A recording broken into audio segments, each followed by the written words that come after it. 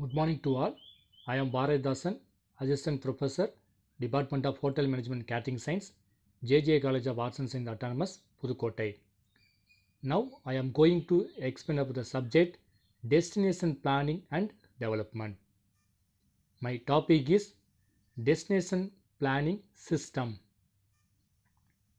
Introduction. Tourism development has been acknowledged as one of the key areas for India's socio-economic development at present and in the future. The sector has already been gradually contributing significantly to the country's GDP, employs directly and indirectly a large number of people and is attracting a large portion of the foreign direct investment in the country.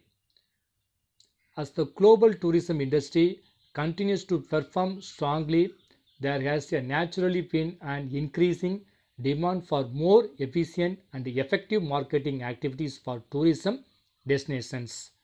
Example, United Nations World Tourism Organization 2007. Next topic, destination and information. Tourism is an extremely information intensive industry with a result that is only logical for information and communication technologies. Example ICT to be used along the entire tourist value creation chain. It is in particular at process level that ICT increase efficiency and effectiveness and differentiates at the product level. Compared with other industries, the tourist industry has a relatively low degree of innovations. The reason for this to be found in the many individual providers leading to small market structures. Next, this is country created a particularly for ICT which make considerable contribution to the commercial development of the market. Ideally, the guest receives to book service not as an accretion or part service but as the choices total product. Last one is this requires successful coordination between the individual service providers.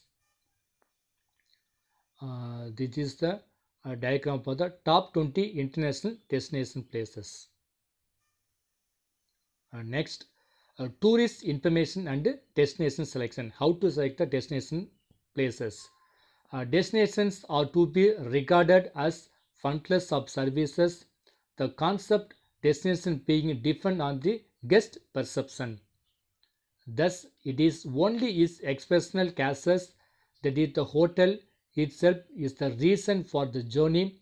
Instead, culture and society sites and the landscape, sporting opportunities, etc. are the actual motivators for travel. Next title, Destination Management System. According to United this 2005, the two primary functions of a destination management system are two. First one is provide consumers with comprehensive and accurate information for the preparation of the vacations and with booking facilities for tourism services and products. Second one is provide tourism enterprises with the means to be better integrated into the tourism supply chain by organizing and promoting personalized and enriched tourism experience. Next one is system operations. How to operate the system for these following informations. The primary goal of the system is to function as the main channel of distribution of information and reservation all major aspects of tourism in India. The objectives of the systems are number one, to make it easier for a tourist to choose a destination. Number two is to improve visitor services while in India.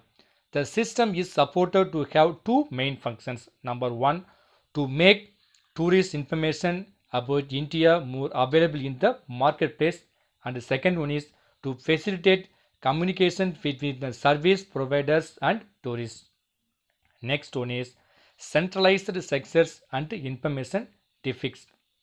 The increasing competitive pressures on the international markets is forcing destinations and the providers to ensure that they can achieve sustained success with a clear positioning and communication of the unique selling propositions and with the quality of the product. Next topic is ICT support virtual networking at destinations. The use of ICT creates new networking opportunities at both the informational and the transactional level. A tourism ecosystem is the one of the compromises a multiplicity of autonomous interdependent enterprises without physically borders of separation from the environment that rely on the internet infrastructure to integrate and exchange value. Such networks are categorized by a healthy blend of cooperation and competition in which is provision up to date content plays an essential role. Next, however, this desired common use of information can only be efficient and available widely if all enterprises can participate in the network with the minimum of expenditure and cost. Last one is this requires an innovative but easy to use system. Thank you.